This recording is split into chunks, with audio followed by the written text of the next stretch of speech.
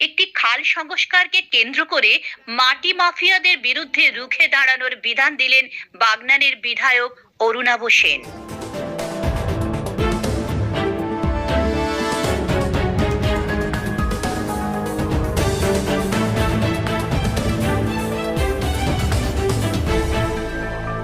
মাটি চোর যারা, তারা যেন এর আশেপাশে ভিড়তে না পারে সেই দিকে লক্ষ্য রাখবে, যাতে মাটি সঠিকভাবে ইউটিলাইজ হয় সেই ব্যাপারটা দৃষ্টি দেবে আমাদের অফিসাররা দেখবে। কিন্তু মাটি যেন রাখা বন্ধ করে কেউ চুরি না করতে পারে সেটা আপনারা দেখবেন এবং তৎক্ষণাৎ প্রশাসনকে জানাবেন। আমরা সেই ক্ষেত্রে কঠিন থেকে কঠিনতর ব্যবস্থা সেই সমস্ত মাটি চোরদের বিরুদ্ধে নেব। হাওড়া জেলার বাগনান ২ নম্বর ব্লকের অন্তর্গত চেটুয়া নামের খালটি দীর্ঘদিন থেকে প্রায় বুজে থাকার কারণে সমস্যায় পড়েন এলাকার কৃষিজীবী মানুষ। মঙ্গলবার খালটি পুনঃখননের কাজের সূচনা করে মাটি মাফিয়া ও বিরোধীদের বিরুদ্ধে বিষাদাগার করলেন বাগনান কেন্দ্রের বিধায়ক অরুণাভ সেন। চেটুয়া নামের খালটি শুকিয়ে যাওয়ার কারণে বহু গ্রামের সেচ ও নিকাশি ব্যবস্থা পুরোপুরি ভেঙে পড়েছিল। সেই খালটি পুনঃখননের কাজ শুরু করে অরুণাভবাবু মাটি মাফিয়াদের বিরুদ্ধে গর্জে ওঠেন। উল্লেখ করা যায়, ওই এলাকায় অধিকাংশ মানুষ ফুল, পান, ধান ইত্যাদি চাষের উপরেই জীবিকা নির্বাহ করে আসছেন। খালটি বুজে যাওয়ার ফলে তাদের রুজিতে টান পড়তে থাকে, তারা বাধ্য হয়ে অন্য পেশায় নিযুক্ত হতে থাকেন। তাই ওই সব মানুষের দীর্ঘদিনের দাবিকে মান্যতা দিয়ে খালটির পুনঃখননের কাজের সূচনা করলেন বিধায়ক অরুণাভ সেন। এই খালটি সংস্কারের কাজ শুরুর খবর পেয়েই মাটি মাফিয়ারা এলাকায় যাতায়াত শুরু করেছে বলে অভিযোগ তুললেন অরুণাভবাবু। তিনি বিরোধীদের বিরুদ্ধে অপপ্রচার চালানোর অভিযোগও তোলেন। চেটুয়া খালের পুনঃখননের খবর পেয়ে উল্লসিত হয়ে ওঠেন এলাকার কৃষিজীবী মানুষ। এদিন উপস্থিত ছিলেন বাগনান ২ নম্বর পঞ্চায়েত সমিতির সভাপতি প্রিয়জিৎ নন্দী, বাগনান ১ নম্বর পঞ্চায়েত সমিতির সভাপতি মৌসুমী সেন।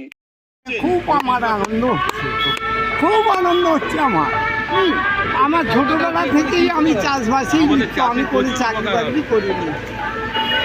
এখানকার এই খাজুরনাম, খান্দাকাপুর, চন্দনাপাড়া, হরিয়ারপুর, কি বলে বেনাপুর, মানে অনেক লোক এখানে এই খালটা দিয়ে প্রচুর নাকলের জল পর্যন্ত এসে ভেঙে মানে বের করে দেয় দিত আগে। এত কত চাষি উপকৃত হবে এখানে? হ্যাঁ, এই এলাকার কমলেও বাগনান শ্যামপুরের কিছু অংশ অনেক চাষি উপর এই খালটার উপরে ডিমান্ড ছিল। মানে কি বলবো, গ্রাম সভার মিটিং ত্যাগ করে দিয়েছি এই খালটা টানালে প্রথম থেকে প্রতিবাদ করে করে করে হয়নি বলে খুব রাগ ধরেছে। আজকে আমার মনটা খুব এত মানে ভালো লেগেছে, মানে কি বলবো, এতদিন পরে মানে আশ্বাস পেলাম যে হবে খালটা। এটাই শুনে খুব মানে মনে আনন্দ লাগছিল আমার। নাম সুকুমার মিদ্যা।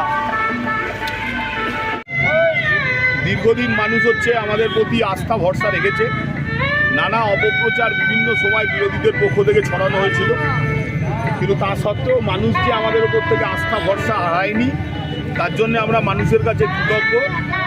আজকে এটা যে কাজ শুরু হচ্ছে এর সম্পূর্ণ যদি বলবো জয় কারুর হয়ে থাকে, সাফল্য কারুর হয়ে থাকে, সেটা মানুষের।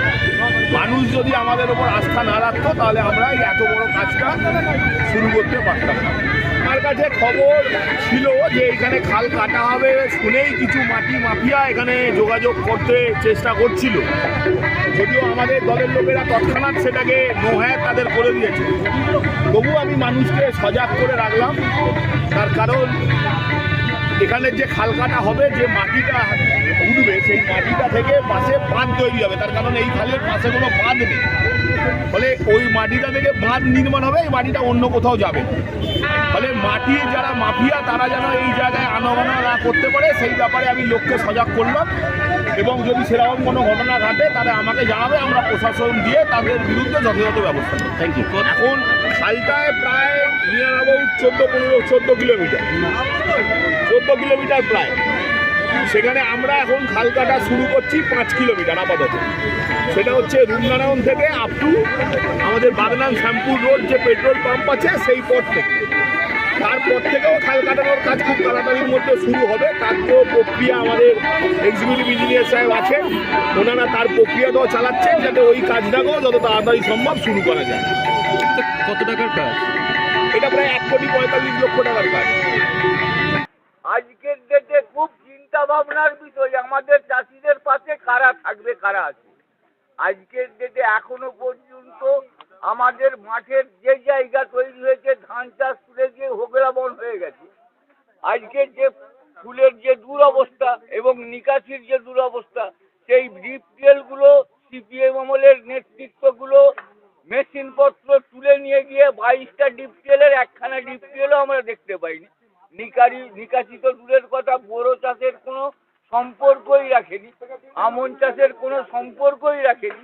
আমাদের মাঠে ধান চাষের জায়গায় হোগলা চাষ হয়ে পড়ে আছে বন জঙ্গল। খালটা কাটানোর পরে যদি জল নিকাশি সুরাহা পরিষ্কার হয়, আমরা চাষিরা বেঁচে থাকার মতো অন্তত এক মুঠো খেয়ে পড়ে থাকতে পারবো। আমাদের সঙ্গে দিন মজুর যারা, তারাও সহযোগিতা করে বেঁচে থাকবো মিলেমিশে এক জায়গায়। খুব দুর্ভোগে ছিলাম, আর ক্ষতিগ্রস্ত। এই যে খালটা কাটি দিলে আমরা উপকৃত হব। আর ধান চাল যেটা চাষ করছিল সেটা বিক্রি হয়নি, মান্ডিতেও দিয়েছিল। ধান চাল কালো বলে তারা ফেরত দিয়ে দিচ্ছে, এবছরের কথা। এবং কত বছর পর খালটা কাটানো হলো? এটা তো সেই বামফ্রন্টের আমলে দেখেছিল, তারপর তো ঘাস কাটা হয়েছে 5 বছর। এখন কতটা খুশি? এখন খুব খুশি। ফুল বাগান আরো সবই ডুবে যাচ্ছিল, বাস্তুতে জল উঠে যাচ্ছিল।